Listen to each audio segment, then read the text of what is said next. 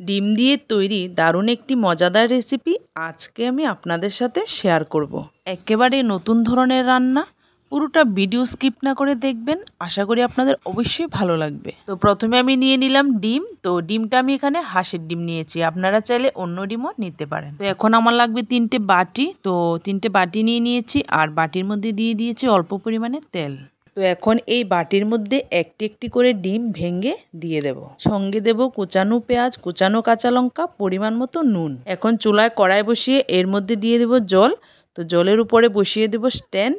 এই স্ট্যান্ডের মধ্যে দিয়ে দেব ডিমের বাটিগুলো। তারপর 15 মিনিট ধরে একটা চাপা ঢাকনা দিয়ে রেখে দেব। আর এইদিকে আমি একটা মশলা তৈরি করে নিয়েছি। 15 মিনিট পর ডিমগুলো দেখুন খুব সুন্দর কিন্তু সেদ্ধ হয়ে গেছে। তেল দেওয়ার কারণে বাটি থেকে ডিমগুলো সহজেই কিন্তু উঠে আসছে। কড়াইতে তেল দিয়ে ডিমগুলোকে হালকা করে ভেজে তুলে নেব। একেবারে কড়া করে ভাজবো না, হালকা করে ভেজে নেব।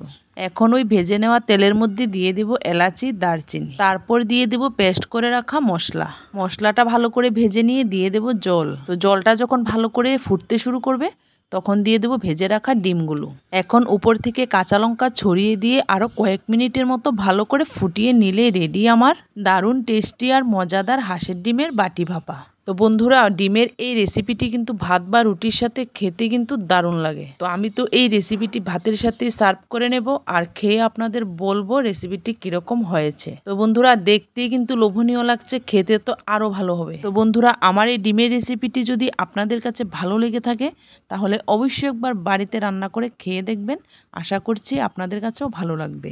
তো বন্ধুরা, দেখুন ডিমের ভিতরটা কতটা সুন্দর হয়েছে আর কতটা ফুলেছে ডিমটা, যার কারণে এই ডিমের টেস্ট কিন্তু দ্বিগুণ বেড়ে গেছে। আর ডিমটা এতটাই নরম হয়েছে, মুখে দিলেই একেবারে মিলিয়ে যাচ্ছে। তো সত্যি ডিমের এই রেসিপিটা খেতে কিন্তু অসাধারণ হয়। একঘেয়েমি ডিমের ঝোল, মামলেট যখন খেতে ভালো লাগবে না, তখন কিন্তু অবশ্যই এই রেসিপিটা একবার ট্রাই করে খেয়ে দেখবেন।